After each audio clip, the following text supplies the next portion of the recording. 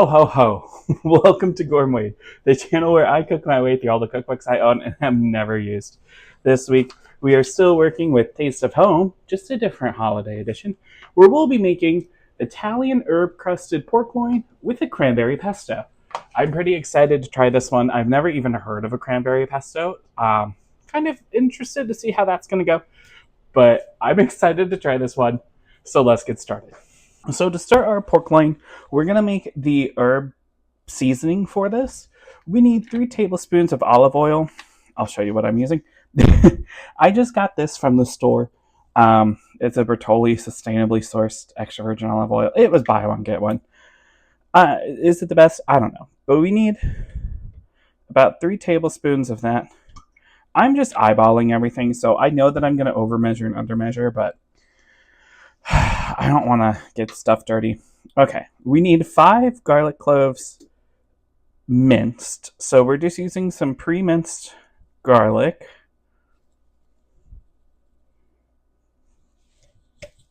We're having a technical difficulty. Hold on. There we go. Will we call that 5? I'm going to call that 5. We need a teaspoon of basil, thyme, and rosemary. So we're just going to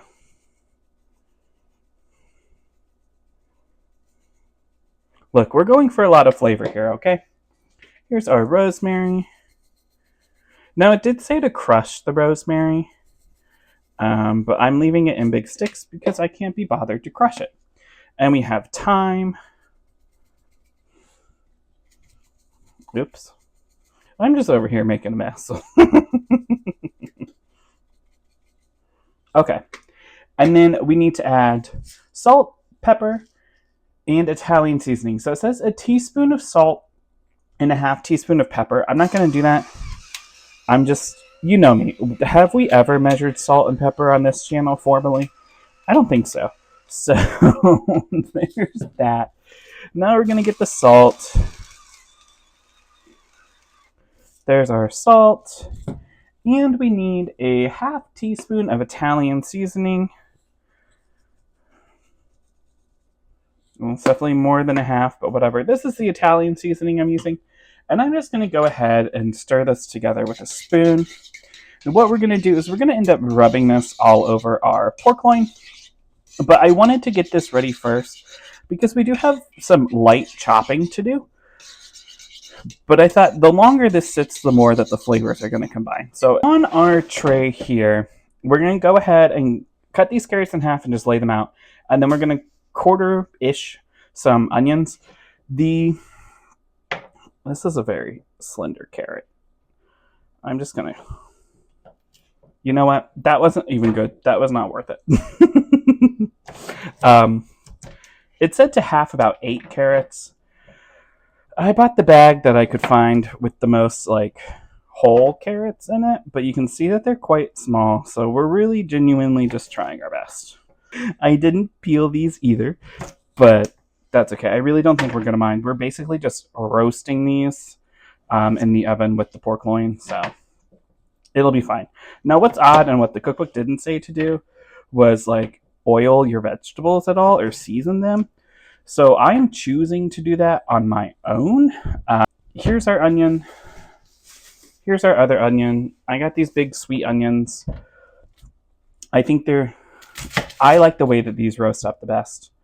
So I'm just kind of gonna chop off the tops, cut them in half, and then we'll peel.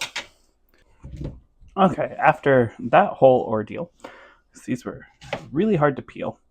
I'm going to go ahead and just chop off the ends of the onions real quick. I don't know why I didn't do that before. And now, it does say to quarter, but these are big onions, so I'm just kind of chopping each half into thirds because we want big chunks. That's clearly what they're going for. It's just, these were huge onions, so... So here's our vegetables. I'm going to go ahead take my olive oil, same olive oil we used in the herb seasoning, and I'm going to take the same Italian seasoning. Once again, the recipe does not say to do any of this, but there's no way we shouldn't be doing this. And then we're going to salt and pepper these.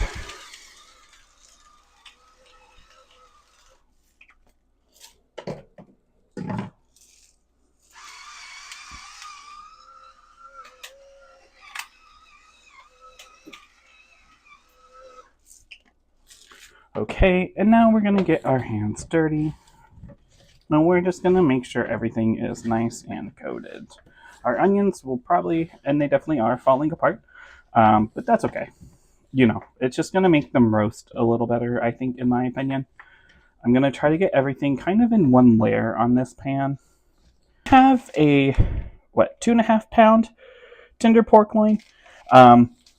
The recipe calls for a 3 to 4 pound pork loin roast, but I got this from the local butcher, so we do have 2 of these pork loins here. But I'm going to get my bowl. Everything's going in the dishwasher, so it doesn't really matter. And we're just going to scoop and slather. We're kind of on camera. Sorry about that. I know that there's a much more classy way to do this, but that's not where we are right now. So there's one. I'm going to kind of do the same thing to the other one. Do better than me, because I'm definitely just doing this on top of my knife, and I just now realized that. And what I'm going to do now is just take this and kind of pour it on top of our pork loins.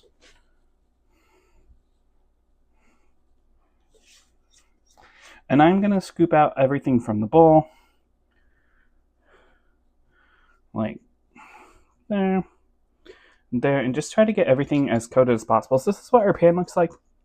Now here comes the interesting part.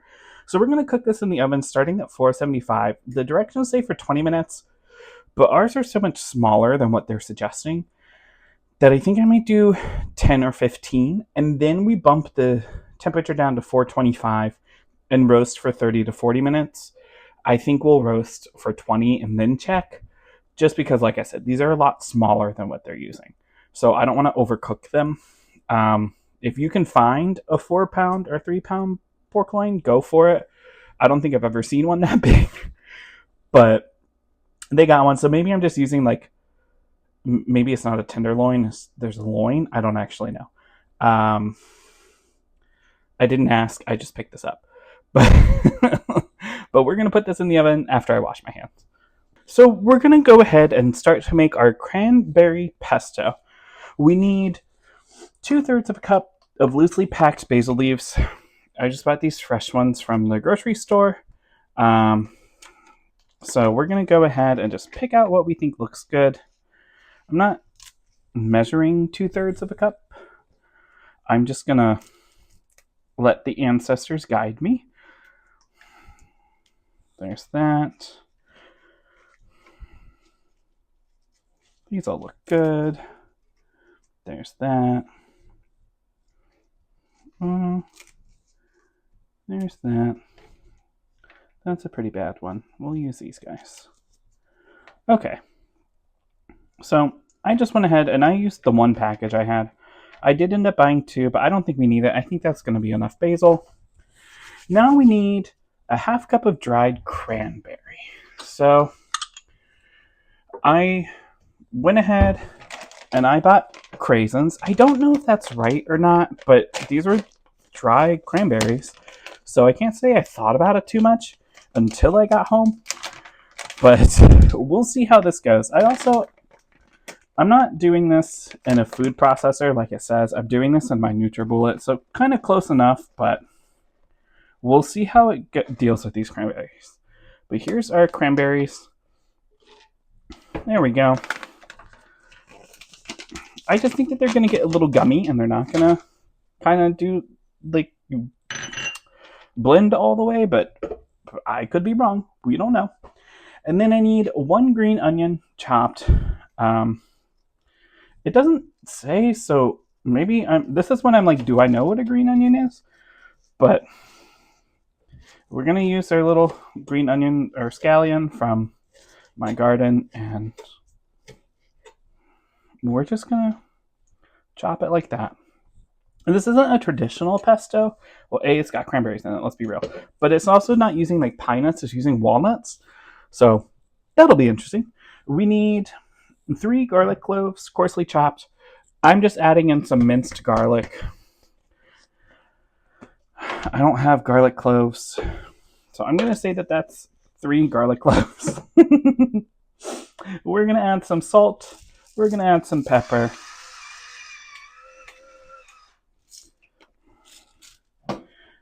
And then let's get our salt.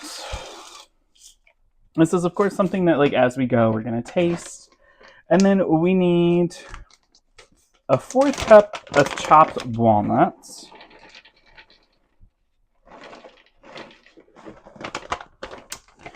That might be more than a 1/4 cup. That might be closer to a 1/2 cup, but whatever. So here's what we have in here right now. The recipe says to put this in a food processor and pulse until coarsely chopped. So I'm going to go ahead, add my attachments to our NutriBullet, and we'll start pulsing away. So here's what this looks like after we've run it through the NutriBullet a little bit. I wouldn't say it's necessarily coarsely chopped. It's pretty finely chopped, but I'm going to go ahead and scoop that off with the back of my knife.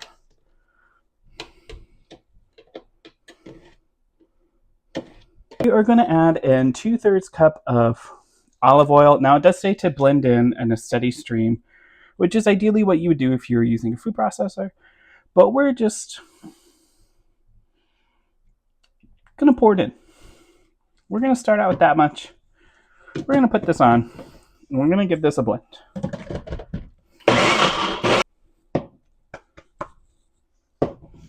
So we definitely need a little bit of more olive oil, I think.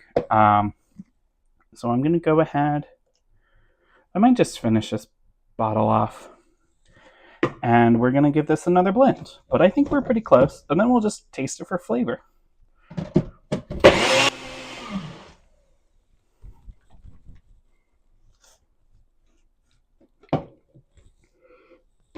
It smells interesting. I think the cranberries are going to be interesting. Let's give it a taste. So here's what she looks like on the spoon.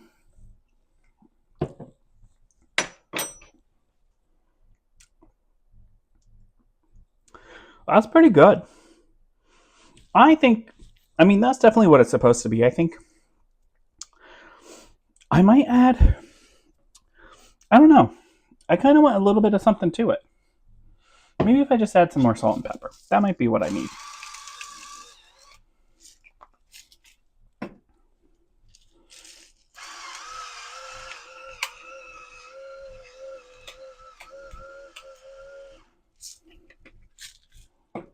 Let's give this a try.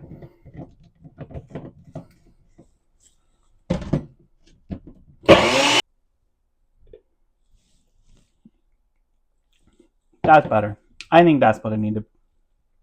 Okay, well, look at us go. I am going to set this to the side, and I'm going to go ahead and bring over a pork loin. So our pork loins have been sitting for just about 20 minutes, which is what it says to what's the word? Let them rest for. We did cook them a little differently. We cooked them on 475 for about the 20 minutes. And then we cooked it on 420 for about another 20 minutes. So we didn't cook it for as long as said. I do have a internal thermometer that I use.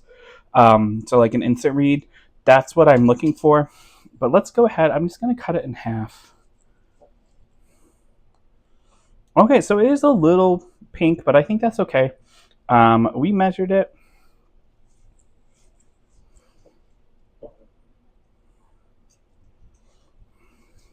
It's definitely juicy. Okay. I don't know. Let us I'm just gonna cut this little piece off and I'm gonna try it. Oh, that is so juicy. That's really good. I'm gonna get a plate set up and we'll try everything together. So here we are. We've finished everything. I'm gonna show you guys the final plate. I'm really proud of it. I think it looks really pretty. It's probably the best plating I've done in a long time. But look at that. We've got our pesto on there. We have our pork. We've got the vegetables. I'm just going to go ahead and cut myself a piece. So here's my piece. Oop. I'm trying to bring the plate with it so I don't spill. But I've got the pork on there. I've got the pesto. I've got carrot, onion.